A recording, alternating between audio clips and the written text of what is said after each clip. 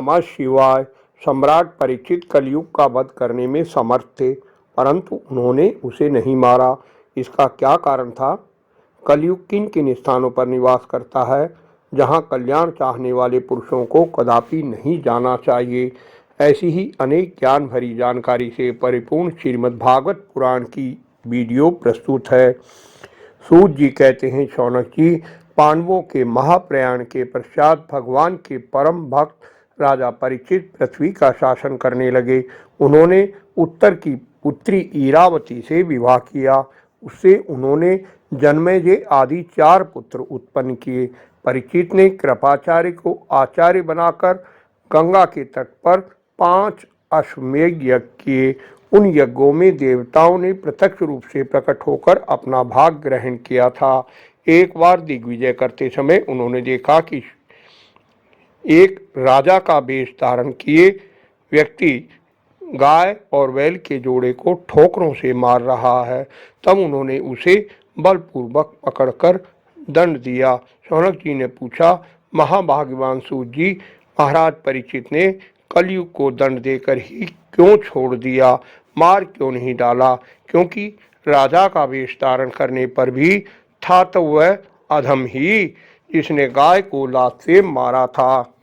सूत जी ने कहा, जिस समय राजा परीक्षित कुरुजांगल देश में सम्राट के रूप में निवास कर रहे थे, उस समय उन्होंने सुना कि मेरे साम्राज्य में कलयुग का प्रवेश हो गया है।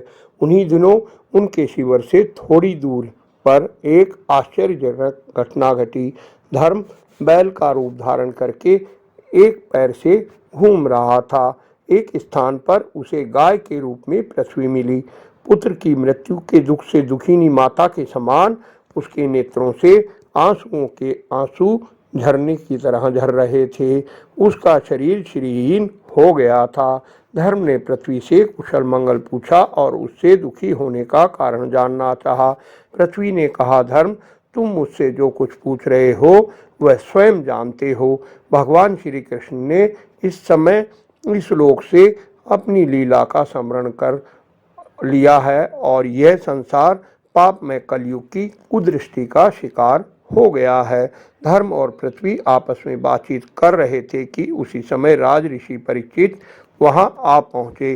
सूत जी कहते हैं, शौनक जी, वहां पहुंचकर राजा परीक्षित ने देखा कि एक राजवेशधारी हाथ में डंडा लिए हुए गाय बैल के जोड़े को पीटता जा रहा है।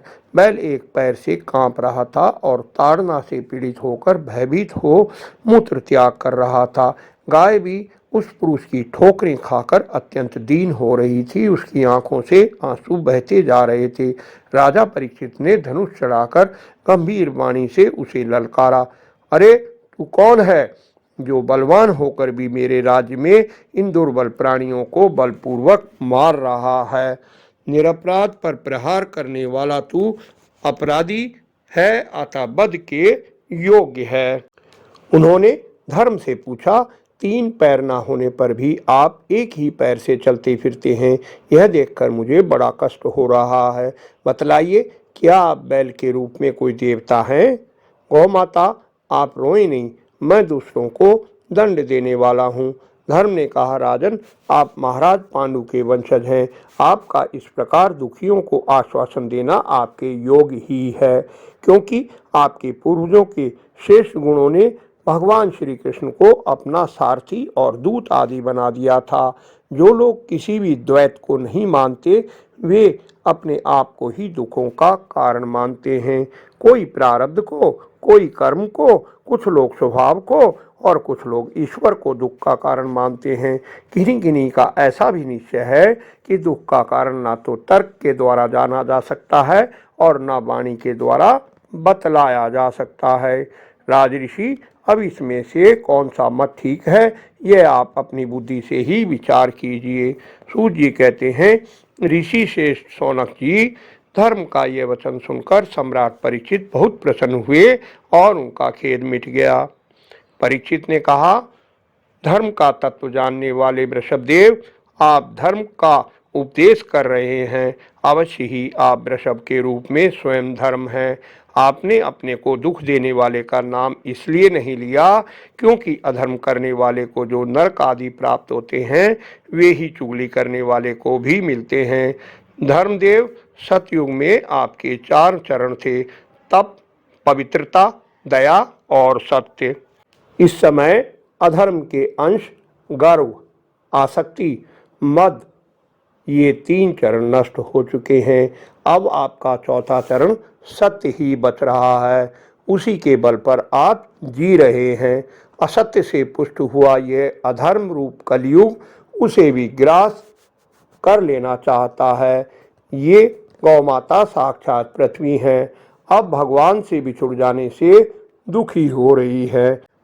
महारथी परीक्षित ने धर्म और पृथ्वी को इस प्रकार सांत्वना दी और अधर्म के कारण रूप कलयुग को मारने के लिए तीक्ष्ण तलवार उठाई। कलयुग ताड़ गया कि ये तो अब मुझे मार ही डालना चाहते हैं। अतः झटपट उसने राज चिन्ह उतार डाले और भाव विह्वल होकर उनके चरणों में सिर रख दिया।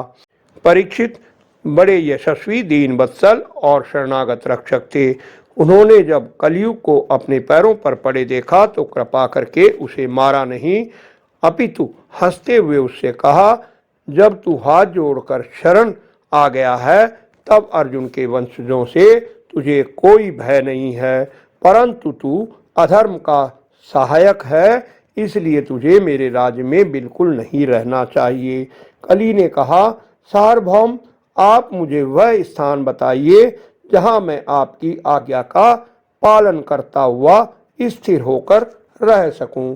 सूत जी कहते हैं, कलयुग की प्रार्थना स्वीकार करके राजा परीक्षित ने उसे 4 स्थान दिए: द्यूत, मद्यपान, स्त्री संग और हिंसा। इन स्थानों में क्रमशः असत्य, मद, आसक्ति और निर्दयता, ये 4 प्रकार के अधर्म निवास करते हैं। उसने और भी स्थान मांगे, तब समर्थ परीक्षित ने उसे रहने के लिए एक और स्थान स्वर्ण यानी धन दिया। इस प्रकार कलयुग के 5 स्थान हो गए: झूठ, मद, काम, बैर और रजोगुण। परीक्षित के दिए हुए इन स्थानों पर कली उनकी आज्ञाओं का पालन करता हुआ रहने लगा। इसलिए आत्म कल्याणकारी पुरुष को इन 5 स्थानों का सेवन कभी नहीं करना चाहिए। आशा है ज्ञान भरी ये वीडियो आपको अवश्य पसंद आई होगी। कृपया लाइक करें, मित्रों से शेयर कर धर्म के भागी बने। निरंतर जुड़े रहने के लिए चैनल को सब्सक्राइब अवश्य कर लें। धन्यवाद। आपका कल्याण हो।